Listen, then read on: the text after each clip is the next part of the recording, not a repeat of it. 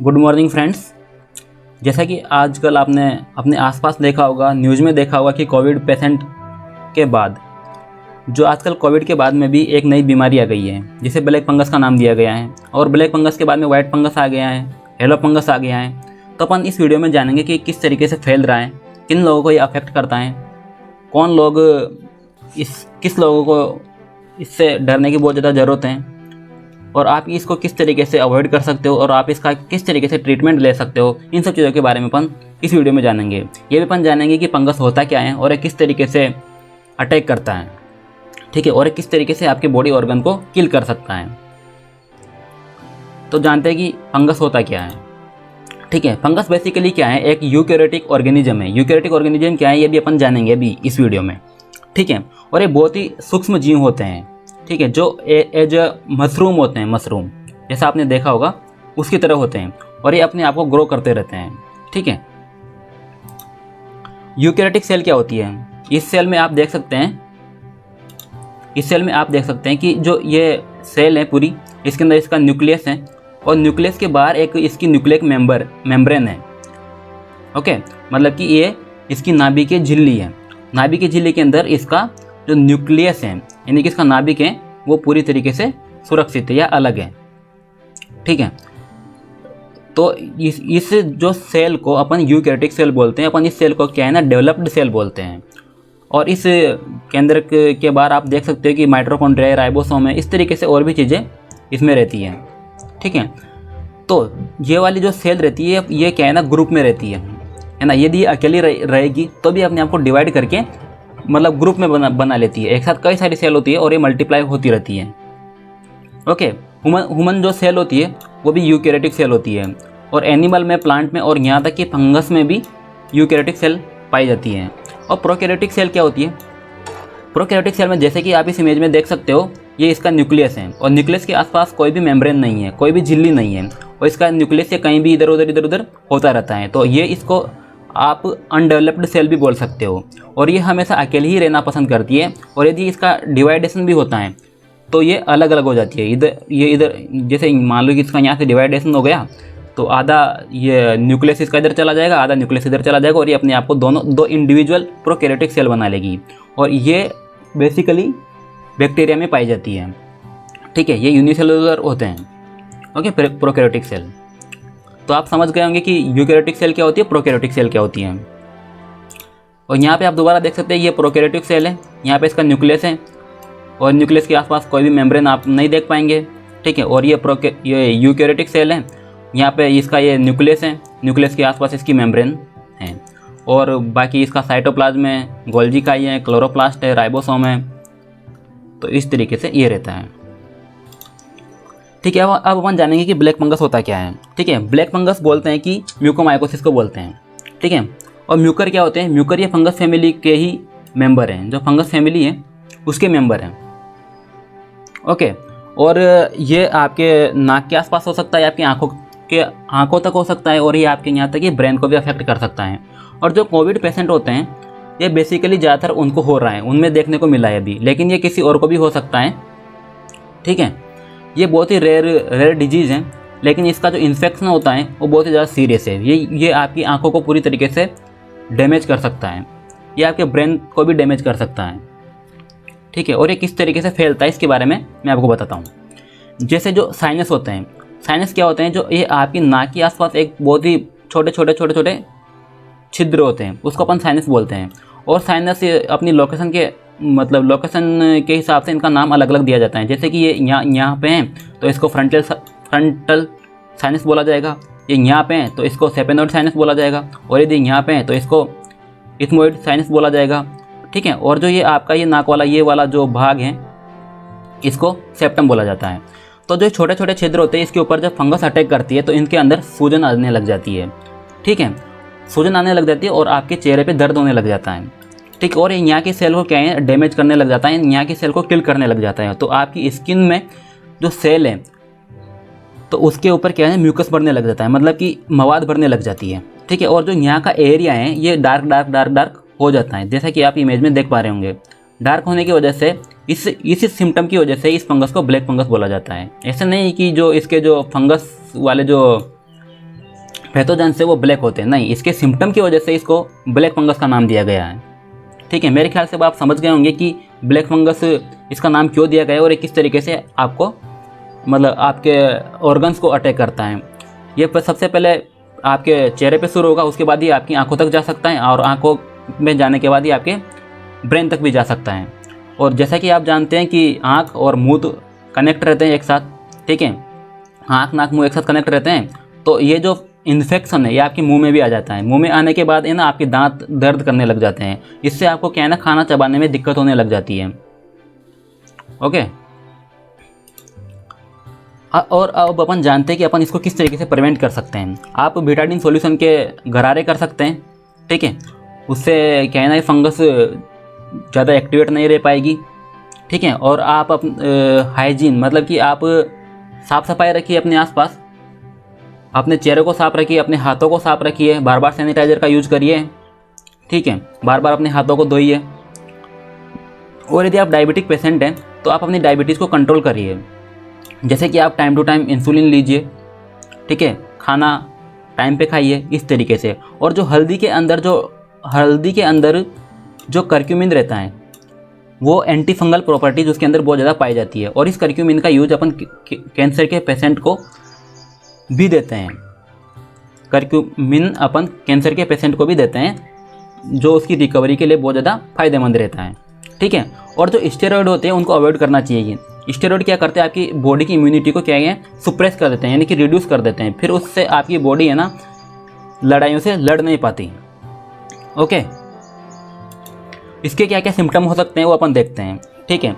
जो आपकी नाकों के आसपास का जो एरिया है ना उसका रंग बदलने लग जाता है, मतलब कि वो धीरे धीरे काला पड़ने लग जाता है, ठीक है। और इससे आपकी आंखों जो आपका विजन है, जो आपकी विजन है उसमें देखने में आपको प्रॉब्लम आने लग जाता है, आपको धुंधला दिखने लग जाता है, ठीक है। और आपके चेहरे पे दर्द होने लग जाता है, आपके दांत दर्द करने लग जाते हैं, आपके चेस्ट पेन को भी देखने को मिलता है और साथ में ये भी देखने को मिलता है कि आपको सांस लेने में भी दिक्कत होने लग जाती है, ठीक है।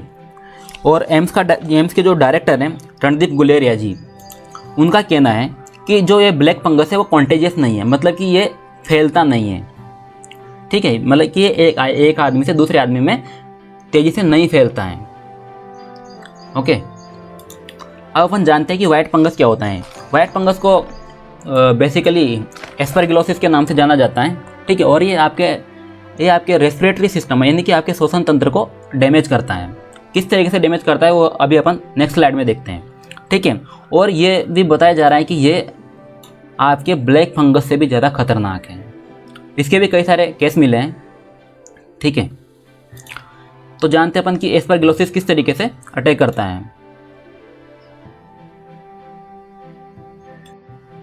तो अपन जानते हैं कि ये वाइट फंगस यानी कि एस्परगिलोसिस आपके रेस्पिरेटरी सिस्टम को किस तरीके से डैमेज करता है, ठीक है। तो जो ये एस्परगिलोसिस के जो ये छोटे छोटे पैथोजेंस हैं ये आपके श्वास के थ्रू आपके मुंह में और मुंह से आपके मतलब मुंह और नाक के थ्रू आपके फेफड़ों में चले जाते हैं और फेफड़ों में चले जाने के बाद ये जो आपकी जो ये फेफड़ों की जो छोटी सिराएँ होती है उनको ये डैमेज करने लग जाते हैं और जहाँ पे डैमेज करते हैं वहाँ पे इस तरीके का ये बनने लग जाता है, ठीक है। और वहाँ की जो ये सेल को डैमेज करते हैं तो वहाँ पे क्या है ना सेल में मवाद भरने लग जाती है और वहाँ की सेल क्या है डैमेज हो जाती है, किल हो जाती है, डेड हो जाती है, ठीक है। तो उससे आपकी फेफड़ों की जो वो ऑक्सीजन लेवल की जो क्षमता रहती है वो धीरे धीरे रिड्यूस होने लग जाती है। तो वाइट फंगस में देखने को मिलता है कि आपको सांस लेने में भी तकलीफ होने लग जाती है और जहाँ के ये आपके लंग्स डैमेज होते हैं वहाँ पे इस तरीके से आपको काला काला ये दिखने को मिलता है। और जब आप सीटी स्कैन या एक्सरे करवाते हैं तो वहाँ पे ये एक वाइट स्पॉट की तरह दिखता है और इसी सिम्टम की वजह से इस फंगस को वाइट फंगस का नाम दिया गया है। ऐसा नहीं है कि इसका भी जो ये पैथोजन है वो वाइट कलर का दिखेगा, नहीं, इसके जो सिम्टम है ये वाइट रहते हैं। ये आपको सीटी स्कैन में आपको वाइट दिखेगा, इसलिए इसको वाइट फंगस का नाम दिया गया है, ठीक है। जान लेते हैं कि इसके सिम्टम क्या क्या हो सकते हैं। इसमें आपको खांसी चलती है, आपको बुखार आती है, आपको डायरिया हो जाता है, ठीक है। और लंग्स में जैसे कि अपन ने वो सीटी स्कैन वाले इमेज में देखा था डार्क स्पॉट हो जाते हैं, ठीक है। और आपका जो ऑक्सीजन लेवल है वो बहुत ज़्यादा कम हो जाता है क्योंकि आपकी जो लंग्स हैं उनकी सेल्स डेड हो जाती हैं, अपन जानते हैं कि अभी और नया चल रहा है येलो फंगस, उसके बारे में अपन जान लेते हैं। ठीक है, ये किस तरीके से स्प्रेड करता है। ये जैसे कि आपके हाथों के थ्रू, आपके मुंह के थ्रू और आपकी नाकों के थ्रू आपकी बॉडी में प्रवेश कर जाता है। आपकी बॉडी में प्रवेश करने के बाद ये इसको बहुत ज़्यादा डेंजरस क्यों बताया जा रहा है, क्योंकि ये आपके किसी भी इंटरनल ऑर्गन को डैमेज कर सकता है। ये इंटरनली फैलता है। आपको मतलब जब तक आपको सिम्टम नहीं आएंगे तब तक आपको पता ही नहीं चलेगा कि ये आपके अंदर फैल चुका है। ठीक है, और ये दोनों से ज़्यादा बहुत ज़्यादा रिस्की है, क्योंकि ये आपको इंटरनली डैमेज करता है और ये आपके किसी भी ऑर्गन को डैमेज कर सकता है, चाहे किडनी हो, हार्ट हो, लीवर हो, किसी को भी डैमेज कर सकता है ये। ठीक है, तो इससे बचने के लिए आप प्रॉपर हाइजीन रखिए, साफ़ सफाई रखिए, है ना। और जो खाना सड़ जाता है या फिर बासी खाना हो जाता है उसको आप खाने से बचिए। ठीक है, और स्टेरॉइड का ओवर यूज ना करिए। और जो एंटीबैक्टीरियल मेडिसिन होती हैं वो भी आपकी जो इम्यूनिटी होती है उसको सुप्रेस कर देती है, रिड्यूस कर देती है। उसकी वजह से फिर आपकी बॉडी इस पैथोजन से लड़ने में उतनी ज़्यादा शक्तिशाली नहीं रह पाती जितना उसको होना चाहिए। और जो हेल्दी पर्सन रहते हैं उनको इससे ज़्यादा डरने की कोई ज़रूरत नहीं है, क्योंकि आपकी इम्यूनिटी इस पैथोजन को मारने के लिए बहुत ज़्यादा सफिशेंट है। ओके, इम्यूनोसप्रेसेंट्स वही होते हैं जिनकी इम्यूनिटी किसी ड्रग्स की वजह से क्या है रिड्यूस कर दी जाती है। जैसे कि कोविड पेशेंट है, उनको भी कई सारी दवाई दी जाती है जिनकी वजह से उनकी इम्यूनिटी रिड्यूस हो जाती है। या फिर डायबिटिक पेशेंट है, उनको उनकी जो मेडिसिन है उनकी वजह से भी उनकी इम्यूनिटी रिड्यूस हो जाती है। तो इम्यूनिटी रिड्यूस होने के बाद इस तरीके जो पैथोजेंस हैं वो तेज़ी से अटैक करते हैं। ठीक है, और जो ये येलो फंगस है ना, ये ह्यूमिडिटी के थ्रू भी फैलती है। जहाँ पे भी ह्यूमिडिटी मतलब ज़्यादा आर्द्रता वाला मौसम रहेगा तो ये तेज़ी से फैलता है, क्योंकि इसको फैलने का एक मीडियम मिल जाता है। ओके, इसके क्या क्या सिम्टम, इसमें आपको थकान होएगी, भूख नहीं लगेगी, आपका बॉडी का वेट है जो कम होने लग जाएगा, आंखें आपकी लाल लाल हो जाएगी, आपका डाइजेस्टिव सिस्टम ख़राब होएगा। ठीक है, खाना पचेगा नहीं आपको प्रॉपर तरीके से। आपको इसमें चेस्ट पेन भी देखने को मिल सकता है। ठीक है, इसमें आपका सर दर्द रहेगा, विजन में प्रॉब्लम रहेगी। इस तरीके के सिम्टम्स इसमें देखने को मिलते हैं। इससे सीवरली मतलब बहुत ज़्यादा अफेक्ट कौन होता है। ठीक है, अफेक्ट वही ज़्यादा होते हैं जिनका इम्यून सिस्टम बहुत ज़्यादा ख़राब है। ठीक है, जो किडनी के, कैंसर के, डायबिटीज़ के पेशेंट हैं, क्योंकि उनकी इम्यूनिटी ऑलरेडी डिक्रीज्ड है, ऑलरेडी कम है, तो वो इससे बहुत ज़्यादा अफेक्ट होते हैं। जो स्टेरॉइड लेते हैं, ठीक है, और यदि आप किसी कारणवश स्टेरॉइड ले भी रहे हैं तो आपके डॉक्टर के कंसल्टेशन के बिना मत लीजिए। और जब भी आपको उसका कोई नेगेटिव इफेक्ट देखने को मिलता है तो आप अपने डॉक्टर से कंसल्ट ज़रूर करिए। ठीक है, और जो ये जो वाइट फंगस हैं, है ना, जो ये वाइट फंगस हैं, इसमें क्या होता है, इसलिए आपकी जीभ से स्टार्ट होता है। इसमें आपकी जीभ वाइट हो जाती है। ठीक है, तो इस सिम्टम की वजह से भी अपन वाइट फंगस को पहचान सकते हैं। ठीक है, और स्टेरॉइड यूजर को ये बहुत ज़्यादा इफेक्ट करेगा, वो भी सी बात है, क्योंकि उनकी बॉडी इम्यूनिटी ऑलरेडी कम हो चुकी है। ठीक है, तो इन सब सिम्टम को वजह से देखते हुए, इसकी डेथ रेट को देखते हुए, और इसकी डेथ रेट बहुत ज़्यादा है क्योंकि ये उन लोगों को ज़्यादा अफेक्ट कर रहा है जिनकी इम्यूनिटी ऑलरेडी कम हो चुकी है। ठीक है, तो इसकी डेथ रेट लगभग 90% देखी जाती है। और इसको देखते हुए ही राजस्थान पहला राज्य बन गया है जिसने ब्लैक फंगस को एक पेंडेमिक घोषित कर दिया है। और इसके बाद में तेलंगाना ने, उड़ीसा ने, कर्नाटक ने, इन्होंने भी ब्लैक फंगस को एज ए पेंडेमिक घोषित कर दिया है। और अभी न्यूज़ आई थी